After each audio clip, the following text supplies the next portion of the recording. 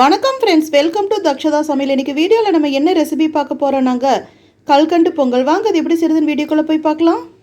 கல்கண்டு பாத் செய்கிறதுக்கு இந்த cup 60 gram அளவு காட்டுற கப்புங்க. இந்த கப்பில் பேபி ஜவ்வரிசி எடுத்துக்கலாங்க, ஒரு பாத்திரத்தில் போட்டுக்கலாம். அதே சம அளவு பொங்கல் பச்சரிசி எடுத்துக்கலாங்க, அதையும் உள்ளே போட்டுக்கலாம். ரெண்டையும் நல்லா வாஷ் பண்ணிட்டேங்க. 15 நிமிஷம் ஊற வச்சுக்கலாங்க. அடுப்பில் ஒரு குக்கர் வச்சுக்கலாங்க. பாருங்கள், 15 நிமிஷத்தில் அரிசியும் ஜவ்வரிசியும் நல்லா ஊறிடுச்சு. இதில் போட்டுடலாங்க. நம்ம இந்த கப்பில் 1 கப் ஜவ்வரிசி 1 கப் பச்சரிசி எடுத்தோங்க. இதில் 4 கப் பால் ஊற்றிக்கலாங்க. பால் ரொம்ப திக்காக இருக்கணும்னு அவசியம் இல்லைங்க, கொஞ்சம் தண்ணி மாதிரி இருந்தாலும் பரவாயில்ல. கலர் கொஞ்சம் அட்ராக்டிவாக வர்றதுக்காக 5-6 குங்குமப்பூ இதிலே போட்டுடலாங்க.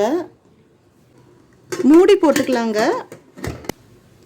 ஏர் வந்ததுக்கப்புறம் ஃபாஸ்ட்டில் 1 விசில், சிம்மில் 2 விசில் விட்டுக்கலாங்க.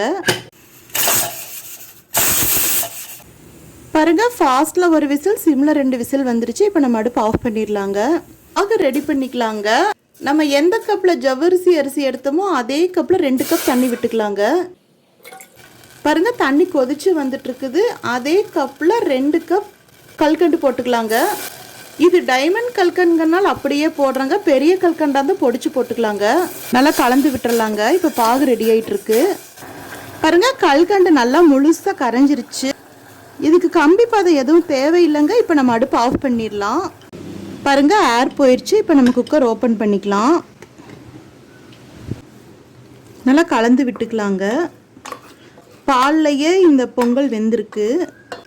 அதில் இந்த கல்கண்டு ஜீரா தண்ணியை உள்ளே விட்டுக்கலாங்க. நல்லா கலந்து விட்டுக்கலாங்க. இப்போ நெய்யில் முந்திரி வறுத்துக்கலாங்க. அதுக்கு அடுப்பில் ஒரு பேன் வச்சுருக்கேன். அதில் 1.5 டீஸ்பூன் நெய் விட்டுருக்கேங்க. பாருங்கள், நெய் சூடாயிருச்சு. இதில் இந்த 10-15 முந்திரி வறுத்துக்கலாங்க, கோல்டன் ப்ரௌனாக. பாருங்கள், நெய்யிலேயே இந்த முந்திரி கோல்டன் ப்ரௌனாக வறுப்பட்டுருச்சு. இப்போ அடுப்பு ஆஃப் பண்ணிடலாங்க. நம்ம இப்போ இந்த நெய்யில் வறுத்த முந்திரியை இந்த பொங்கலை கொட்டிடலாங்க. நல்லா மிக்ஸ் பண்ணி விட்டுக்கலாம். இப்போ நான் திருப்ப அடுப்பு ஆன் பண்ணியிருக்கேங்க.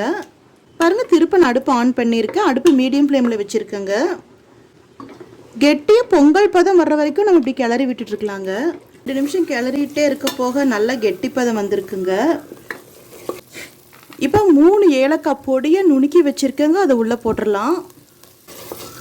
நம்ம குங்குமப்பூ போட்டதுனால செம ஃப்ளேவராக இருக்குங்க. குங்குமப்பூ பிடிக்கலாங்கிறவங்க போட வேண்டாங்க, அப்போ பார்க்குறதுக்கு இந்த பொங்கல் வெள்ளையாக தான் இருக்குங்க. இப்போ நல்லா கலந்து விட்டுடலாங்க. பொங்கல் சூப்பராக நல்லா ரெடி ஆயிடுச்சுங்க. இப்போ நம்ம அடுப்பு ஆஃப் பண்ணிடலாம். பாருங்கள், குங்குமப்பூ ஃப்ளேவரோட சூப்பராக கல்கண்டு பொங்கல் ரெடி ஆயிடுச்சுங்க. நம்ம சேனல் பிடிச்சிருந்தா லைக் பண்ணுங்கள், கமெண்ட் பண்ணுங்கள், ஷேர் பண்ணுங்கள், சப்ஸ்கிரைப் பண்ணுங்கள். அப்படியே பக்கத்தில் இருக்கிற பெல் ஐக்கானையும் மறக்காமல் கிளிக் பண்ணுங்கள். தேங்க்யூ.